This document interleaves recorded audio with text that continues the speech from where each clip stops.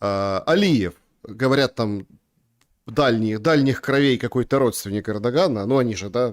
Алиев точно так же. Вчера вызывают, потому что разбили заправку Сакар возле Одессы или Николаева, там на юге, да, и он вызывает посла российского, там все. Хотя вот месяц прошел, полтора, да, когда тоже погибли в Азовском море его граждане. В общем, ничего, просто там осудили, как бы никого никто не вызвал, и все. Вот такие двойные стандарты получаются.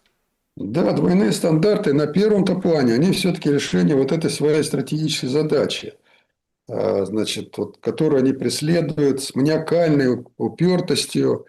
То, что не удавалось за 1000 лет, им почему-то вот они считают, что им удастся вот именно сейчас. Удастся все-таки вот добиться поражения России.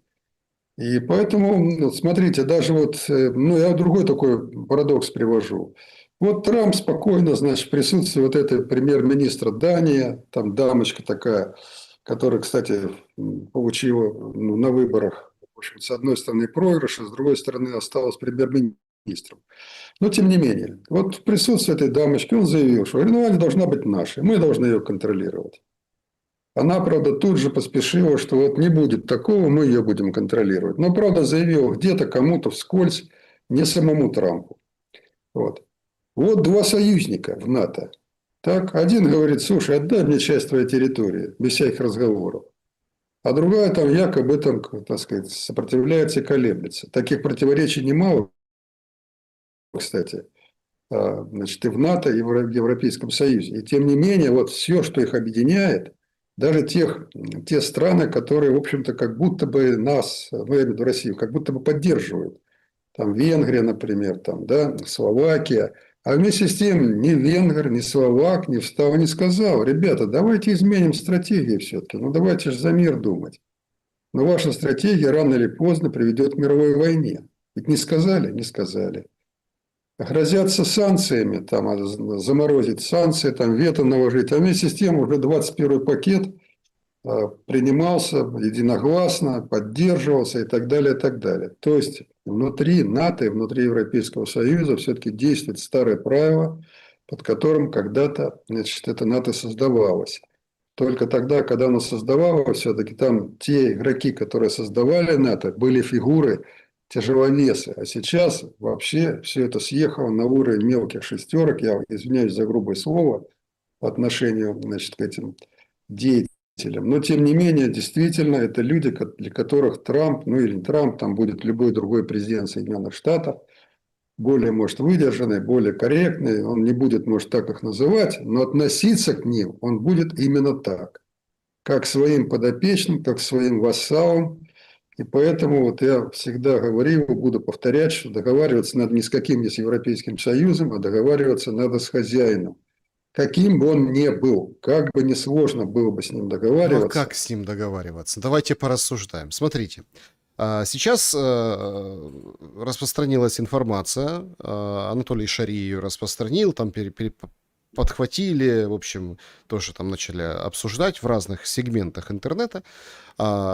Мне даже как бы пишут, спрашивают знакомые, а что ты по этому поводу думаешь? Ну, так реальные знакомые, то есть это...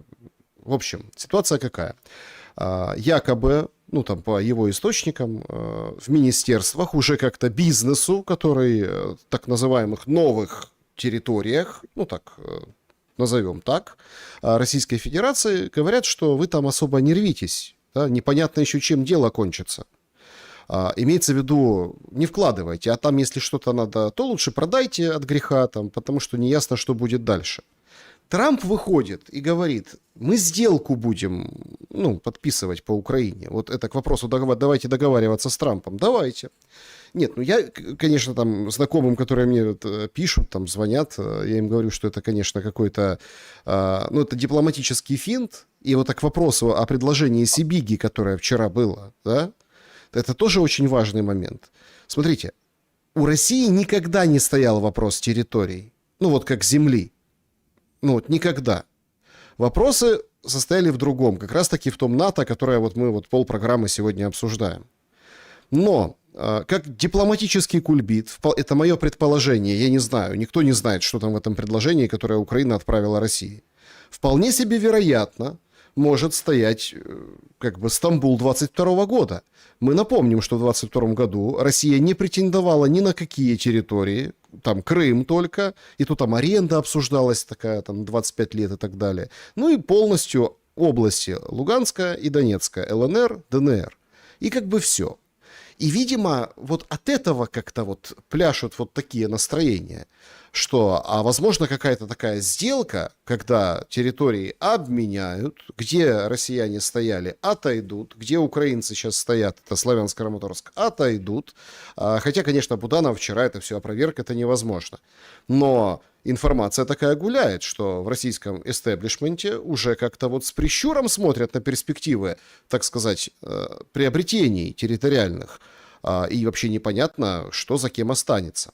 Что вы думаете по этому поводу? И где здесь Трамп? Ну, Трамп ясно где. У него же позиция была какая?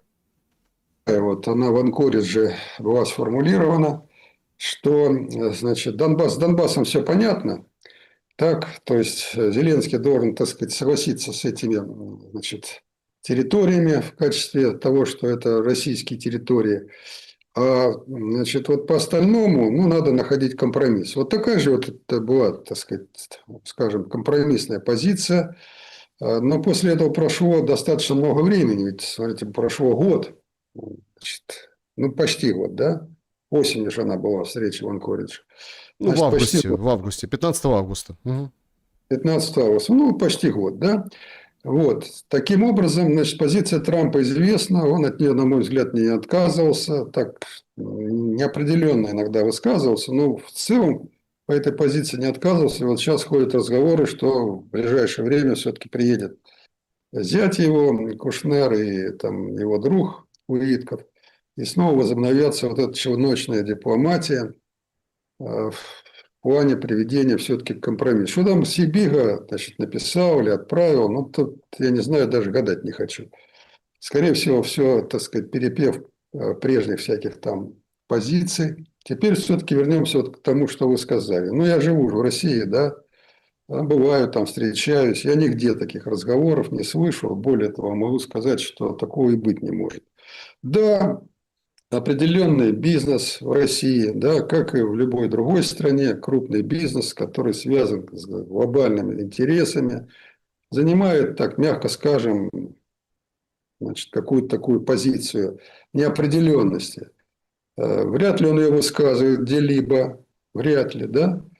Вот. Но так в природе своей, конечно, ему необходимо было подказаться, в смысле уйти, вернуться в тот режим, когда не было никаких санкций, не было там, значит, никаких, так сказать, воздействий на него, все было прекрасно, замечательно.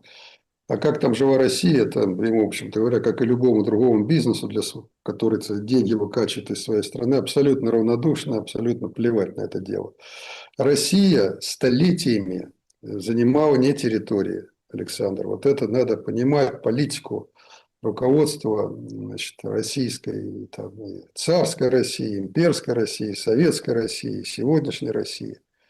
Главным для России были обеспечение условий безопасности страны и, безусловно, обеспечение безопасности для реализации плана развития. То есть, ну вот представим себе, что не было выхода ни в Балтийское море, значит, ни в Черное море, значит, не в Азовское море. Вот оставался только один единственный выход через Белое море, там, значит, на севере страны, как это было при Петре, например, да?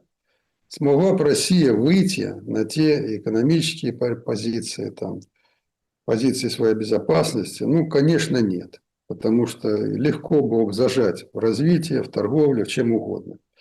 Поэтому последовательно осуществлялась политика не приобретения земель, а приобретения условий для реализации вот своего темпа, своего экономического развития. Поэтому тут не о территориях надо говорить. Вот. Надо говорить о том, что без этих территорий развитие России как огромнейшей страны, богатейшей своими минеральными ресурсами, да и экономикой, в общем, достаточно большой, да, невозможно. Вот исходя из этого, а российское руководство же продолжает ту политику, которая всегда была. Вот просто так отдать что-то, то, что обеспечивает безопасность, ну, про Крым я вообще даже говорить не хочу, это просто исключено. а, потому что Крым, значит, всегда был, собственно говоря, российским, и, так сказать, только волюнтаризм Хрущева в свое время позволил перейти. И то ведь это же было чисто формально, вот когда говорят, вот Крым передали. Кому передали-то? Ну, что такое Украина была? Украинская Советская Народная Республика социалистическая. Подождите, Кому? ну вы же бывший премьер-министр все-таки Украины. Вы Ну так же что? тоже руководили процессами в том же Крыму, когда Крым был Да, украинским. руководил. Да, ну и что? Вот скажите, пожалуйста, значит, я же должен историю знать, я ее знаю прекрасно. Но если я знаю всегда, что Крым никогда не был украинским, реально не был. То есть он, да, управлялся какое-то время, когда, значит, и когда передавался, то он кому передавался? С одной руки на другую, да, потому что и Киев управлялся Москвой, так, и передать, или Российская Федерация управлялась Москвой, поэтому передать из одних в руки в другие и продолжать управление. Смотрите, Севастополь никогда вообще не входил в состав Украины. Никогда. Это была территория центрального подчинения. И мне сам Кравчук лично рассказывал, когда обсуждался вопрос в Беловежской пуще, значит, раздела, будем говорить, значит, Советского Союза, он мне прямо сказал, что я бы, если бы Ельцин сказал, отдай мне Крым, он без разговоров бы его отдал. Вот вам позиция Кравчука. А вы говорите, я был премьер-министром. Да, я был премьер-министром, но я всегда знал, что в Крыму абсолютно пророссийское население живет. За исключением определенной небольшой категории татар, вот, все остальное население было пророссийским. И Россия никогда, вот даже в процессе раздела Черноморского флота, да, ведь пошли же мы не от хорошей жизни, а на то, что признали наличие российской военной базы морской, военно-морской, да, и подписывали там, потом это чисто формально подписывали договора о продлении аренды. Там всем было ясно, что Россия никогда из Крыма не уйдет. Мне это было как премьер-министру абсолютно очевидно. Поэтому за Крым даже разговаривать нет смысла никакого, так? То есть Россия ни при каких условиях жизни Крым не отдаст. Тем более за него было столько сражений, схваток. Почему, кстати сказать, англичане организовали, ведь, смотрите, зачем там бомбардировали пантеон славы, значит, или вот музей, в котором располагалась панорама битвы, Севастопольская битва, да? Почему? Вот им было надо просто, она никакого военного значения не имела, естественно, абсолютно никакого. Но им надо было унизить Россию в очередной раз. Вот. В Англии, кстати сказать, вот на одной из центральных улиц в центре есть памятник такой известный достаточно, да, памятник тем людям, которые погибли, значит, со стороны Великобритании вот в Крымской войне. Там, кстати сказать, достаточно много родовитых семей погибло. Ну, неважно, все это так мы углубились в историю, и я немножко, так сказать, вот эмоционально говорю, но для меня понятно, что, значит, по Крыму даже разговаривать бессмысленно. А по Теперь, поводу, по поводу Днепропетровской, Сумской, Харьковской, Херсонской, Запорожской областей. Ну, то есть то, что не Крым и не Донбасс. вот теперь смотрите, идем дальше, да. Кстати, еще замечу, что когда, значит, вот, скажем, после раздела Советского Союза, после, вернее, распада Советского Союза, ведь какие мы границы получили? Вот зададимся простым вопросом. Государственные или административные? Мы получили административные границы. Потому что если подходить юридически, значит, мы должны были государственные границы оформить в виде договоров. И мы эти договора начали оформлять, Украина, я имею в виду, вместе с Российской Федерацией. Почти 7 лет велись переговоры, достаточно трудные, да, продолжительные, потому что на самом деле много было спорных вопросов, потому что границы проводились произвольно в свое время, административное, и много было спорных вопросов. Но в 1997 году был окончательно подписан так называемый Большой договор о дружбе. Я считал его чрезвычайно важным. Почему? Потому что в нем впервые именно были узаконены государственные границы сухопутные между Россией и, значит, Украиной. Вот обратим на это внимание. Да, и морские границы, в общем-то, наметились, значит, пути решения этого вопроса. Ну, там возник вопрос по фарватеру Керченского пролива. И вот отложили. Вот единственный вопрос, который не был согласован, да, это был вот этот вопрос. Теперь, когда вдруг ни с того ни с сего Порошенко, ну, Порошенко недалекий человек, вообще-то говоря, он заявил о расторжении большого договора, и его действительно расторгли, то есть прошло заседание Верховного Совета, принят был закон, так, подписал Порошенко этот закон, то Украина оказалась без государственных границ. Я не знаю, почему об этом мало говорят и мало, так сказать, рассуждают. Теперь все, теперь начинай сначала, начинай снова оформлять государственные границы. В результате вот этого абсолютно бесшабашного хода я не сожалею вот данной ситуации, абсолютно не сожалею, потому что, на мой взгляд, тот режим, который пришел после государственного переворота, это прежде всего, Александр, антигосударственный, антиукраинский режим. Вот с какой стати я должен за этот режим, как говорится, переживать, потому что чем быстрее он рухнет, этот режим, и чем быстрее придет именно ориентированный, национально ориентированный, то есть с точки зрения сохранения украинского народа как такового, сохранения украинской державы как таковой, тем будет лучше и тем будет перспективнее именно для украинского народа. Что Николай сейчас-то Иванович, происходит? вы сейчас говорите сенсационные вещи. Получается, юридических границ нет. Получается, вся вот этот нарратив. Ну, вот просто здесь кто-то как шок воспринимает, а можно же это все выкрутить и вывернуть как шанс. Ну, вот как шанс закончить войну. Нам же как Зеленский декларирует вместе со своими товарищами, что мы не... Буданов вот давал интервью, говорит, нет, мы не можем, это там нельзя, у нас там конституция, у нас там еще что-то. А если есть граница только административная, то, получается, это все ложится и можно унормировать. И, в принципе, тогда головы класть за лесопосадку уже вроде как и не надо. Ну, то есть, значит, причины войны вообще в другом? Ну, причина, конечно, в другом.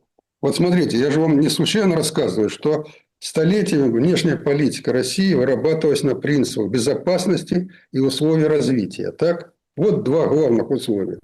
Условия безопасности обеспечить, так и условия для развития. То есть логистика, там, торговые пути и так далее.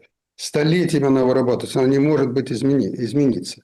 Теперь, а что представляла себя Украина? Она была была эта страна как государство с международно узаконенными границами, например, после распада Советского Союза. Не была. Потому что сам распад-то незаконен.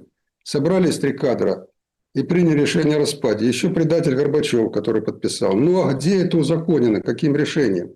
Всего Советского Союза. Он же создавался как механизм съезда, где представители республик, полномочные на тот момент, 22 год, приняли решение о создании вот этого союза в рамках вот этих вот государств, которые объединились вокруг. Так? А где аналогичный акт по распаду? Никакого аналогичного акта не было. Ну, идем дальше. Ладно, на это мало кто обращает внимание. Но дальше стоит тот же самый вопрос, о котором я говорю. Потому что все в мире, войны, не войны, там дележки, распады, но они потом заканчиваются узаканиванием реальным государственных границ. Либо по сухопутных, либо, если эта граница там, морская в том числе проходит, значит по морю. Но везде всегда этот процесс происходит, эти границы признаются миром. То есть сначала надо договориться, соседи должны договориться. Потом, когда они договорились, ратифицировали эти законы о признании взаимного этих границ. Потом, естественно, мировая в лице ООН признает эти границы. Так вот, такой процесс и проходил. Я же не Америку открываю. Вот он и проходил между Украиной и Россией, как положено проходил. Обсуждали, справки всякие исторические приносили. Как, что, кто живет там, почему такое решение принялось. Приняли. Теперь взяли и без всякой войны, ведь не было уж, когда Порошенко принимал вот это условие, да, вернее, принимал это решение о расторжении большого договора о мире и сотрудничестве. Не было уж конфликта. Открытого такого, какой в 22 году начался. Не Нет, было. на Донбассе был конфликт, подождите. Но в Донбассе был конфликт какой? Типичная гражданская война. Так? Россия в нем участвовала, вот скажите. Ну, участвовала. Каким образом она участвовала? Предоставляла оружие, деньги, технику и солдат. Ну, Об этом уже позже, уже после широкомасштабного вторжения открыто заявили и признали. Если раньше были нас там нет, то потом они там есть. И Ну, это, в принципе, карты вскрылись. Уже это бессмысленно обсуждать, это очевидная вещь. Александр, тут не так бессмысленно, как вам кажется, потому что действовали Минские соглашения, которые были узаконены решением Совета Безопасности ООН. И в этих Минских соглашениях что признавалось? Что эти территории должны быть автономными, да, в составе чего? Украины. Да. Вот что действовало. Так или не так? Вот о каком... Так кто разорвал Минские соглашения реально? Кто их не выполнял? Не выполнял прежде всего Запад, который устами Меркель, Олланда и того же самого Порошенко заявили, что мы подписывали только для того, чтобы накопить силы и отвоевать Донбасс. Только для этого. Да более того, Фридман, это аналитик Ренда, где-то, значит, в октябре или в ноябре 2021 года опубликовал план захвата Донбасса. То есть план, разработанный, там, естественно, наверняка НАТО и с участием, естественно, украинского генштаба, разработал план захвата. Вот какая была реальная ситуация. Поэтому все шло к тому, что если Минские соглашения были реально выполнены, то Донбасс был в составе, значит, Украины формально. Я подчеркиваю формально, потому что были уже сформированы органы власти, в Донбассе были проведены референдумы. Вот. Но Россия занимала позицию, я же здесь находился, поэтому я эту позицию очень хорошо видел, чувствовал и, так сказать, обсуждал ее не раз. Вот. Но, значит, позиция формальная и фактическая заключалась в том, что вот надо выполнять Минские соглашения. Вот сейчас очень многие, так сказать, политики российские осуждают эту позицию, но в то время она преобладала, что надо выполнять эти Минские соглашения и обеспечить условия определенные для, значит, вот Донбасса, Луганской и Донецкой области в плане там соблюдения прав определенных и так далее. Я знал, что такие права, конечно, естественно, соблюдаться не будут, как только вот это все-таки замкнется в каких-то вот условиях, да. Ну, видел это, потому что отношение в Киеве к Донбассу было крайне негативным. Но, тем не менее, они формально действовали. Так? Сейчас они не действуют. То есть мы вернулись к статусу, который существовал в 1991 году. Угу. Все. Вот вернулись к этому статусу, когда нужно снова заново обсуждать, а почему в 1922 году, несмотря на то, что существовала Криворожская Донецкая республика, так совершенно самостоятельно, ни в какую Украину близко не входила, почему вот эта Донецкая Криворожская республика была передана Украине? Ну-ка, давайте сейчас сядем за стол, вспомним события столетней давности. Вот к чему привело вот это вот, значит, решение по расторжению вот этого, так сказать, да, многострадального, я скажу, потому что 6 лет или почти 7 велись переговоры, где вот все-таки пришли к определенному согласию. Так что сейчас изменилась реальность, так, она реально произошла, так сказать, тут уже как-то вот запихнешь вот Донбасс сейчас в состав Украины. А Вот я, Крым? да, примерно. И Крым тем более. Ну, как вот ты их запихнешь? Никак. Просто никак. Смотрите, я хотел бы с вами И вот обсудить. это, вот Да. сейчас, Александр, и вот это должна власть, которая сейчас находится в Украине, ну, она не самостоятельно, это, так сказать, это бесполезный разговор, но это должны осознать, Трамп это осознал, американцы это давным-давно осознали. Европа тоже в глубине души осознала, что если мы хотим мира, значит надо, ну, пока им выгодно продолжать военный конфликт, они что угодно говорить. По поводу военного Но конфликта два момента хотел с вами обсудить. Значит, выходит, это тоже очень интересный политический и вот такой мировоззренческий взгляд на происходящее. Именно вот в этот момент, да, смотрите, саммит НАТО, да, там, у нас на самом деле сейчас в эти минуты то, что происходит вот во время нашего эфира, это, конечно, ад в Киеве. Каждые 10 минут запускается реактивный дрон, и каждые 10 минут этот реактивный дрон поражает какую-то цель. ПВО голое. Прилетело на рынок Троещинский.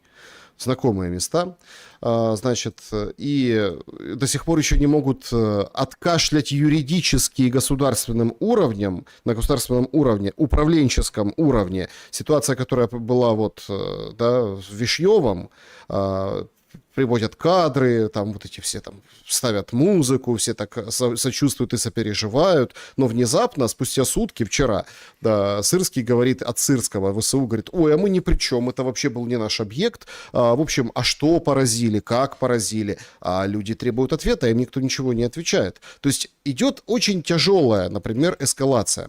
Параллельно с этим, Николай Иванович, выходит интересный материал в британской The Telegraph господина Залужного, который недавно говорит, что если будут выборы осенью, то я иду.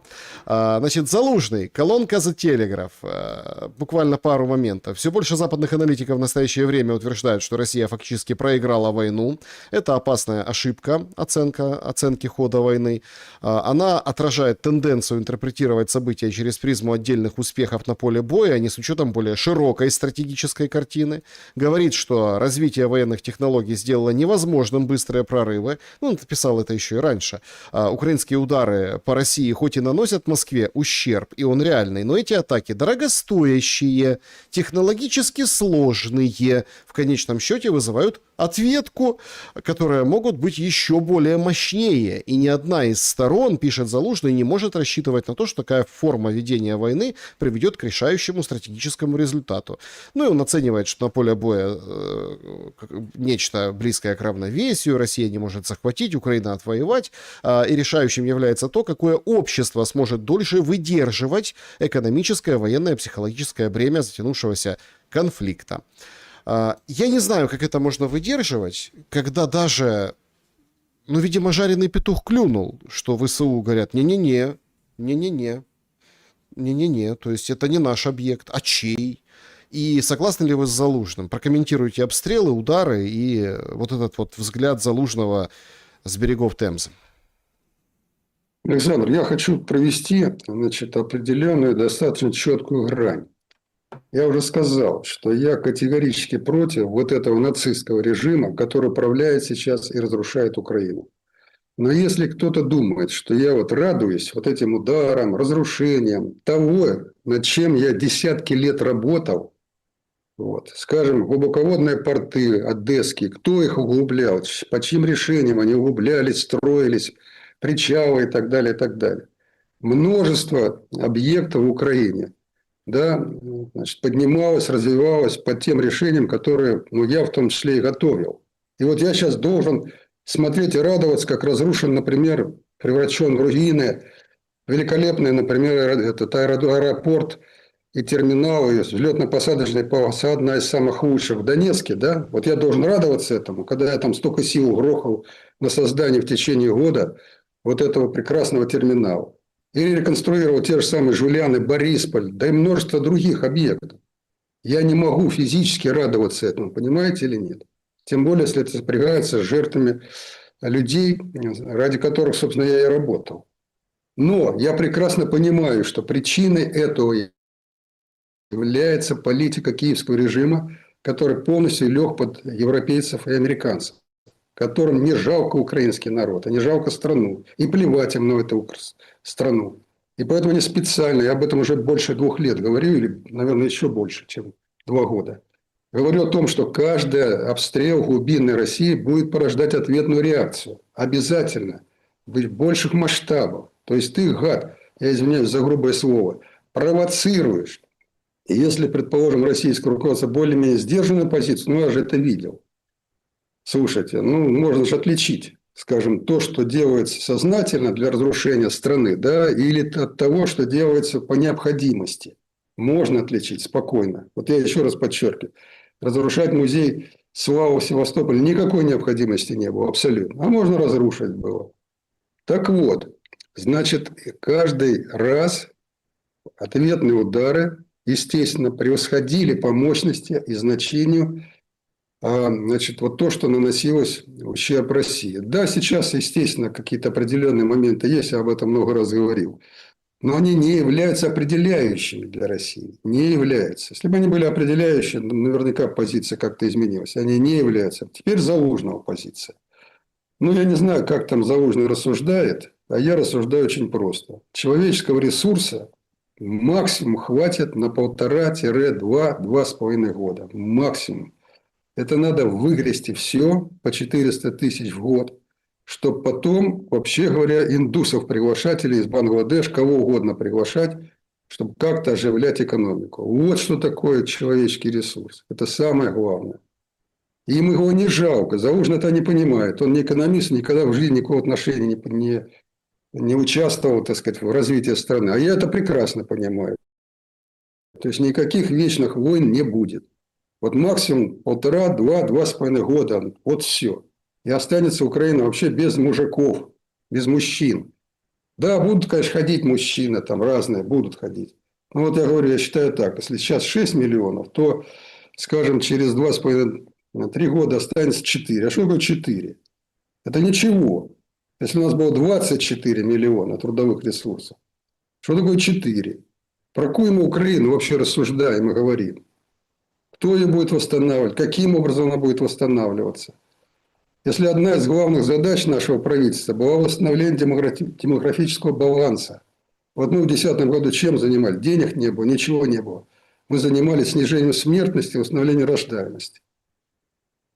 Вот наша была главная задача. Почему? Да потому что мы думали о том, как страна будет жить через 10 лет, 15, 20, 30. Сейчас никто об этом не думает. Рассуждают: Украина в границах, отдай то, отдай это. Да ты хоть то, что у тебя сейчас есть, дай лад этому. И можно ждать лад. Ну, все, я отвлекся.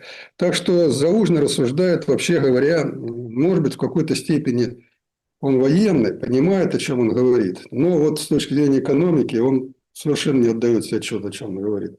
Что может произойти за эти 1,5-2 года? Да? Это может изменение технологий, появление абсолютно новых каких-то технологических средств, приемов, технических средств ведения военных действий. Но тут я не ожидаю прорывов никаких. Потому что в России достаточно мощный военно-промышленный комплекс. И наука, и, так сказать, и технологии, и КБ, и все остальное. Он даже сохранился с советского времени. В Украине ничего этого нет. Все эти штиллерманы – это бутафория. Может, потолковый парень, талантливый, но ведь за этим должна стоять серьезнейшая база. Нет, так стоит, Николай Иванович. Извините, что прерываю. Стоит. Ля Монт сегодня опубликует очень интересный материал, где фактически описано, что так это французская ракета «Фламинго». Ну, то есть французские системы наведения, французская... Я про то и говорю. Большой материал. То есть стоит, получается, Александр, европейский мне ВПК. это же ясно. Потому что, смотрите, вот еще в 2000 году, да, КБ «Южная» и «Южмаш», ну и еще, так сказать, не только же эти два предприятия, но и комплекс всех примыкающих предприятий был достаточно мощный, что мы разрабатывали и делали такую программу серьезную, SEA-Launch, да? Это запуск «Морской старт», так называемый, еще в 2000 году. Но ведь после этого приходили оранжевые правительства и все разрушали. А кто разрушал? Ну, они сами от непонимания, а американцы сознательно. Зачем нужен был какой-то конкурент? Или там те же самые натовцы. Так что ничего практически не осталось. Поэтому, может, этот парень толковый там, или что там за него говорят, я не знаю. Но, во всяком случае, вот вы совершенно правы. Вся основная база – это, естественно, европейская. Она мощная, эта база. И технологически, и технически она может противодействовать российской. Но пока еще нет. Вот пока еще уровень, скажем, не такой, чтобы Россия стала отставать от этого уровня. Да? Так что, на мой взгляд, я возвращаюсь, у нас время уже, наверное, подходит к концу, возвращаюсь к той мысли, которую очень часто говорю, и для меня это искреннее убеждение. Мир нужен сейчас Украине, так, тому, значит, что от нее осталось, и России. Причем не меньше мир нужен России, чем Украине. И я не хочу тут аргументы приводить никакие. Это абсолютно очевидно, абсолютно ясно. Так что вопрос в одном. Это смена политического режима в Украине. Как только приходит ориентированный на страну режим, любой, я там фамилии не хочу называть, в стране много толковых, способных людей, которые то, что я говорю, прекрасно понимают. Может, они это не говорят, потому что за это можно срок, наверное, получить в Украине. Но они это прекрасно понимают. И точно так же я понимаю, что чтобы не отстать в мировом развитии России, да, ей тоже нужен мир сейчас. Причем долгий мир, который бы она использовала для того, чтобы серьезно рвануть вперед. Да, друзья, значит, подведем итоги нашего опроса и буквально несколько вопросов сообщества, клуб и чаты. Николай Иванович, режим Блиц, пожалуйста. Ну, чтобы как бы больше охватить, и как бы к лаконизму на ответы на вопросы призываю. А там как получится, потому что вопросы-то разные, знаете, и такие глубокие, там двумя словами, двумя предложениями не отделаешься. Как вы думаете, кого нужно больше принуждать, чтобы война закончилась как можно раньше? Как голосуют зрители? 4% Путина, 7% Трампа, 34% Зеленского и 55% все-таки Европу. Европу надо принуждать. Кто же ее принудит, Николай Иванович, Европу-то? Да, Европа принудит Россия, если займет активную позицию принуждения. Пока идут такие вот реверансы, переговоры. Вот. Ведь смотрите, ну кто, собственно говоря, управляет вот этими, значит, так называемыми украинскими обстрелами глубокой части России? Ну кто ведет вот эти все беспилотники на 2500 километров? Ну не украинцы это ведут. Это ведет НАТО, используя все свои технологии, обходя все системы ПВО. Поэтому, по сути дела, Европа воюет с Россией сейчас. Так, И рано или поздно это приведет к тому, что будет прямое столкновение, если они не остановятся.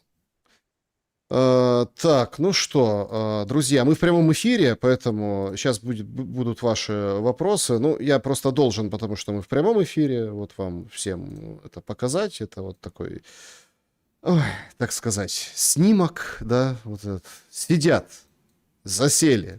Началась встреча Трампа и Зеленского в Анкаре. Сидят себе, в общем, Зеленский, как обычно, ну, не будем выражаться, в общем, ну, на шарнирах, не на наглом, на как. Ну, в общем, вы понимаете, да, достаточно нервненько. Трамп тоже, в общем-то, вроде не в духе. Он и вчера так выглядел достаточно сумбурно. У Трампа в голове Иран. Ну, в общем, встреча началась. Поехали по вопросам. Если что появится, посмотрим. Но если скандал, все сразу напишут, что скандал, побили горшки, разошлись. Николай Иванович, режим Блиц, вопросы зрителей, клуб зрителей. Поехали. Дмитрий задает вопрос. Николай Иванович, скажите, в разрезе сегодняшнего государства Украины есть ли сценарий с Малопольшей? Если и есть, в каком временном отрезке? Спасибо за ваш ответ. Мира вам и добра. Ну, мало Польша – это изобретение самих поляков, и никогда, значит, такой вопрос официально и неофициально не поднимался. Даже тогда, когда президентом, руководством Польши управляли вот такие люди, как Качинский, покойный, да, такой вопрос не поднимался, и он не имеет права на жизнь. Ой, господи, извините, друзья, я понимаю, вопросов много, полетели, скажем так, цитаты, это сейчас в прямом эфире они вышли к прессе, это не будет долго, поэтому это очень интересно. Значит, Трампа спрашивают по прекращении огня в Украине, а он не понимает, о чем его спрашивают, и говорит про войну свою с Ираном. И говорит о том, что сегодня сильно ударим по Ирану, а рядом Зеленский сидит недоумевающий. И, значит, сравнил он Зеленского и Путина с двумя детьми, которые дерутся во дворе. Типа, да, вот взрослый приходит и мирит, говорит, между русскими и украинцами нет большой разницы. Ну и еще слова Трампа.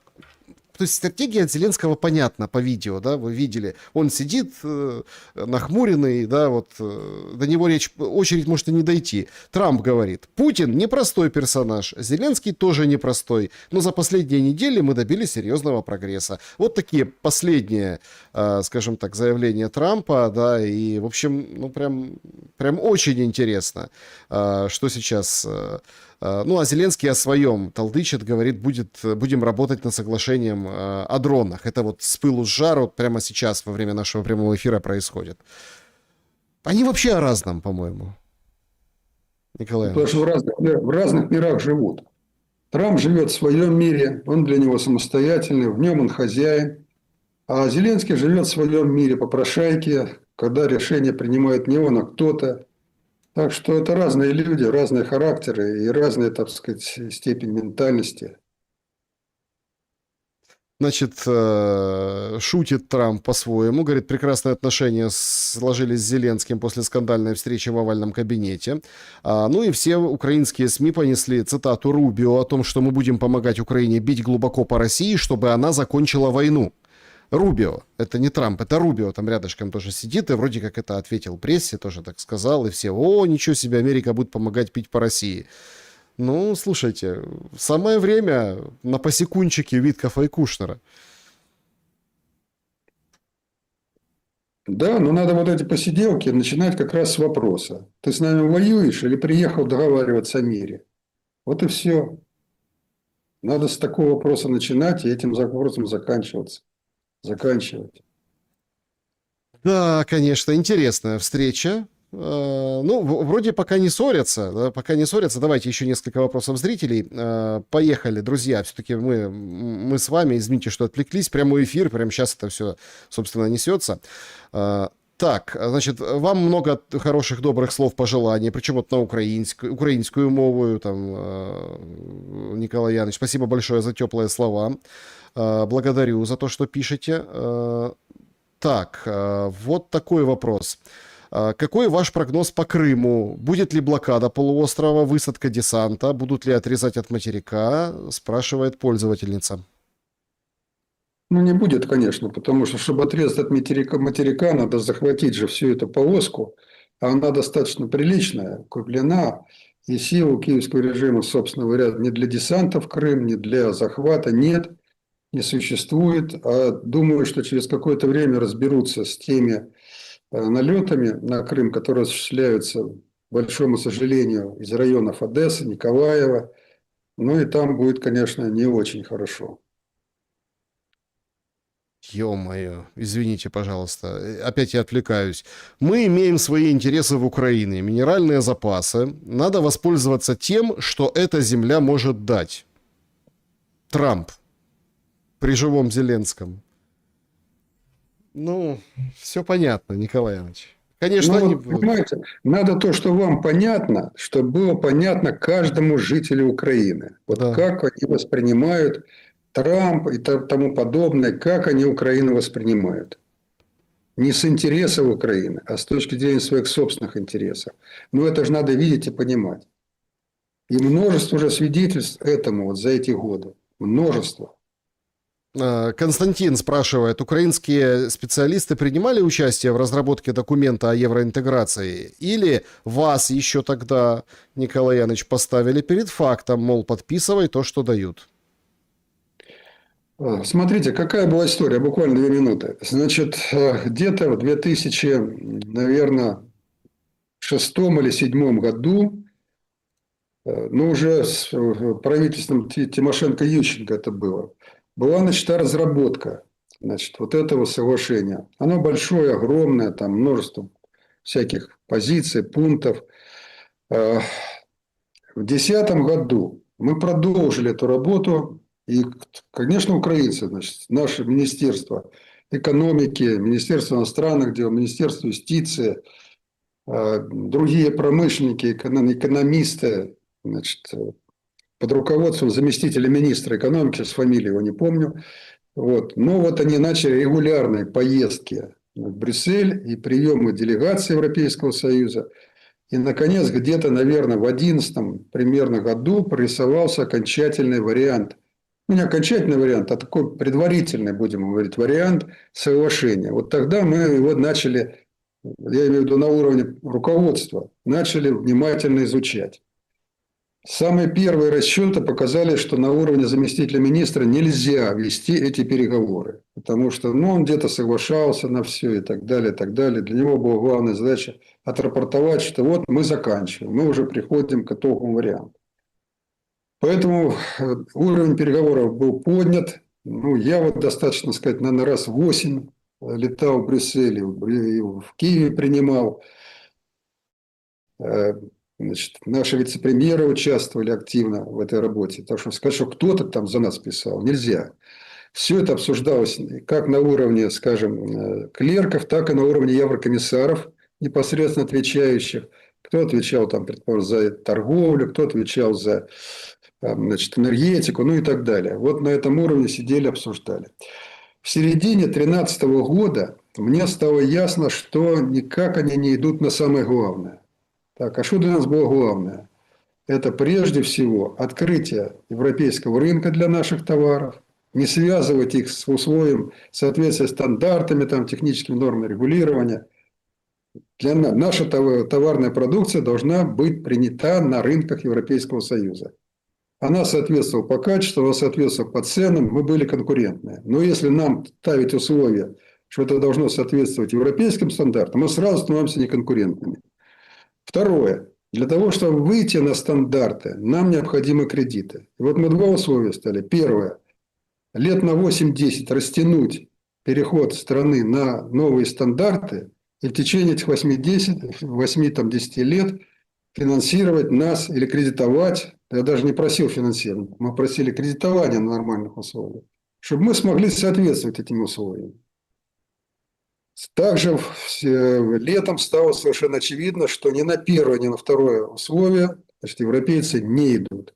Они воспринимали нас по привычке еще с 2005 года, когда Ющенко пришел к власти, что мы, ну, как бы сказать, марионетки. Нам как скажут, так мы и должны делать. Вот какое было восприятие. Однако переговоры с нами показали, нет, с нами так не обойдешься. Тогда с нами начали разговаривать языком ультиматумов. Не вы, так мы найдем таких, которые подпишут. Ну вот и произошло то, что произошло. Поэтому где-то летом же этот текст соглашения был опубликован. Кто его читал? Читали вот те, кто прыгали на Майдане? Конечно, нет. Читал его какой-нибудь Яценюк? Конечно, нет. Им это было неинтересно. Они другими целями руководствовались. Но промышленники, вот наши руководители, генеральные директора там, и так далее, они читали.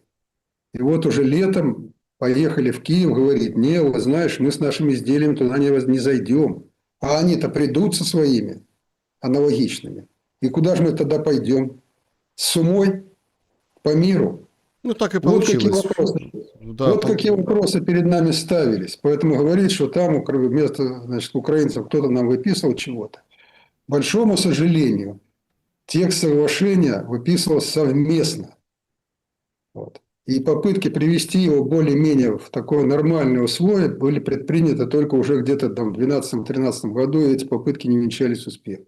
Значит, Николай Яныч, кроме Рубио, который там заявил, что обсуждают возможность наносить удары вглубь России, ну, типа помогать, да, чтобы Россия видела, как сложно защищать свое воздушное пространство, Трамп дал понять, что США дадут Украине лицензию на производство Патриот. Мне птичка нашептала, что мы дадим им право делать Патриот. Мы покажем, как это делать. Тогда вы не сможете жаловаться, что мы не даем вам недостаточно. Делайте их сами, сказал Трамп Зеленскому. Вот надо понимать Трампа. Вот сейчас просто многие сейчас кинулись, да, а надо немножко понимать Трампа, что он имеет в виду. Ну, это шутка, самая настоящая. Ну, предположим, даст он лицензию. Ну, хорошо. Где вы развернете эти технологии, где вы найдете кадры? Ну, потом россияне же узнают мгновенно, где это находится, что это делается. Средств поражения у них сверхзвуковых всяких, которые не подлежат перехвату, то найдется. И ничего от этого производства не будет сделано. Это абсолютно очевидно. Это раз. Второе. Патриот к большому, ну, вернее, Патриот, к сожалению, или как угодно говорить, смотря с какой точки зрения смотреть, он не является уже далеко, это разработка давняя, не является панацеей для перехвата там, различных сверхзвуковых ракет, использующих сложную, так сказать, конфигурацию полета. Поэтому, ну, он сказал, с барского плеча скинул. Сам-то он работает совсем над другим сейчас, как известно. Соединенные Штаты разрабатывают так называемый то ли золотой купол, то ли еще что-то такое. Ну, суперсовременные средства перехвата современных. Он не собирается давать никаких лицензий. А то, что нам не надо, пожалуйста, занимайтесь. Да, пожалуйста, тут надо просто понимать, потому что сейчас я вижу, как несется все прям, да, ничего страшного, сенсация, вот это да, посмотрите, какие-то эмоции. Но Зеленский всех приучил к этим эмоциям, а просто нужно понимать, что говорит Трамп. Поэтому нужно трезво смотреть на эти вещи. Вот это прям важно. И вы правы, у Трампа занята другим голова. Он весь в Иране, он через вопрос перескакивает на Иран, на Иран, на Иран. Его укусили. И мне почему-то кажется, специально укусили вот этой ситуации с Ираном именно на саммите НАТО. Вот к гадалке не ходи. Это прям какая-то вот очень интересная партия, которую сейчас, геополитическая партия, которую разыгрывают. Нет, ну Иран для него же сейчас первая проблема. Почему? Потому что вот через 2 месяца уже начнутся серьезно промежуточные выборы в Конгресс. Вот с чем он придет, если он с Ираном не договорится? Вот с чем? То есть для него это сейчас вопрос. Ну, к Украине все привыкли, от Украины уже достаточно обыватели, я имею в виду, устали. Не устали только бюрократы, которые, так сказать, занимаются этими делами. А обыватели сейчас для него действительно первый вопрос – это Иран. Так, чат-трансляция, отсюда пару вопросов. Николай Яныч, возможно ли, что жители Ивано-Франковской, Львовской областей решат провести референдум, чтобы к Польше уйти, по примеру Донбасса? Спасибо. Ну, я не думаю. Вот я много раз был на Западной Украине, да, ну, русофобию замечал, там ляхов они тоже ненавидят. То кто сторонники Бандеры пойдут в Польшу? Очень даже сомнительно. Так что я не верю во все эти референдумы. Да, конечно, это очень смешно. Тут реакция приходит. А как Трамп может распоряжаться лицензированием производства ракет, которые выпускают частные компании? Это все равно, если бы он разрешил Китаю производить Мерседес без решения собственников компании. Ну, то есть, тут опять еще раз, я вижу, как понеслась вот эта информационная война. Здесь надо понимать это заявление, понимать Трампа. Так, значит, так, там про Арбузова был вопрос, не знаю, хотите прокомментируйте, хотите не прокомментируйте, что он идет в Госдуму от Крыма, вице-премьер, ну, той власти. Я скажу только одно. За 12 лет, вот, которые я нахожусь, к большому сожалению, вынужден был уехать из Украины, да, в связи с государственным переворотом, я ни разу с ним не встречался. Угу. Почему украинцы приняли террориста и бандита Бендеру, спрашивает Сергей. Ну, как понять, украинцы приняли? Как раз украинцы его не принимали. Там достаточно ограниченный круг людей поддерживал Бандеру, да, вот в наше время, да. Потом последовала пропаганда, которая за 12 лет, на мой взгляд, какие-то определенные успехов добилась. Может быть, среди ребят, которые, так сказать, были 6-летними, 5-летними, сейчас, может, они в чем-то там переубеждены. Но, в принципе, особенно Юго-Восток. Почему я говорю особенно Юго-Восток? Потому что после того, как в 1945 году началось восстановление Украины, в 1944 точнее году началось восстановление Украины, то в основном ехали люди восстанавливать Украину не с Западной Украины. Сами себя они в меньшей степени восстанавливали. А ехал Юго-Восток. На какие должности? Учителя, врачи, там, медсестры, там, строители, советские работники, партийные работники. Это в основном мобилизовывались из Юго-Востока. И вот они попали под вот этот вот бандеровский террор. И поэтому на Юго-Востоке, как нигде в Украине, хорошо знали и помнили, как погибла их там мать, там брат, сват, там еще родственники, близкие и так далее. Вот я же это застал, потому что я же много лет прожил в Донбассе. Я это видел, слышал неоднократно, поэтому, скажем, вот в Юго-Востоке абсолютно не принимали Бандеру. Также точно, кстати, не принимали в Центральной, за исключением Киева, потому что Киев был заселен выходцами из Западной Украины во многом после 91 года. И они там даже, так сказать, вот, скажем, самые депутаты Верховной Рады от Киева избирались, в основном нацистские. В основном. Вот 9 депутатов, по-моему, от Киева сюда, так сказать, избирались. Вот и все эти 9 были такие крайние националисты. Так, значит, извините, я перескакиваю, друзья, с вопросов, но тем не менее, значит, из важного. Дональд Трамп заявил, что на Владимира Путина оказывается очень сильное давление для завершения украинского конфликта. У нас уже очень сильное давление на Путина. Я не думаю, что ему нравится то, что происходит. И сообщил о том, что сегодня проведет телефонный разговор с Путиным. Что это будет за разговор, Николай Яныч? Как вот вы видите вот сложившуюся диспозицию? Одно дело разговор Трампа после саммита НАТО при продолжающемся перемирии с Ираном, вот этим всем «я здесь босс», а другое дело вот в такой ситуации. Ну, я думаю, он мало чем будет отличаться от тех разговоров по телефону, которые происходили уже между Трампом и Путиным. Тем более, что этот разговор был анонсирован. Трамп же заявил, что после разговора с Путиным, по-моему, 4 июля, который состоялся, он заявил, что он значит, в Анкаре встретится с Зеленским и после этого перезвонит. Он об этом даже сказал самому Путину. Потом я перезвонил. Ну, то есть, вот сегодня он, так сказать, в очередной раз услышал. Значит, я думаю, что Зеленский мало что ему нового сказал. Очень мало, да. Вот. Но, собственно говоря, навряд ли Трамп-то большое значение придавал тому, что скажет ему Зеленский. То есть, вот он позвонит, значит, Путину, скажет, что он встретился, переговорил. Ну, вот к тебе приедет Уитков, значит, и Кушнер, давай подумаем все-таки, как остановиться. Вот, скорее всего, так сказать, разговор будет в таком плане. Но тут же вот важный очень момент, когда готовятся такие разговоры, то аппараты, значит, и Трампа, помощники его, будут ему готовить тезисы определенные.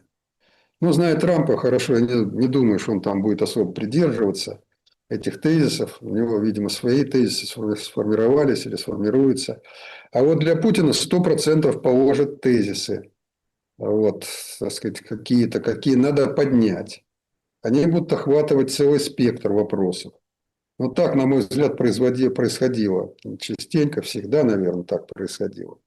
Вот. Поэтому, ну, посмотрим. Значит, сегодня уже вечером или завтра утром, крайний срок, ну, будет какое-то резюме вот, российской информационной службы. И вот и мой сразу мой такой на опыте, на там, информационном опыте прогноз, вот эти сейчас, вот эти мощные заявления, которые все трубят, вот это, да, лицензии дал на ракеты, Рубио говорит, будем помогать бить вглубь России. Вот смотрите, завтра утром это уже будет вообще как бы все в мусорку выброшено, потому что будет абсолютно новая реальность.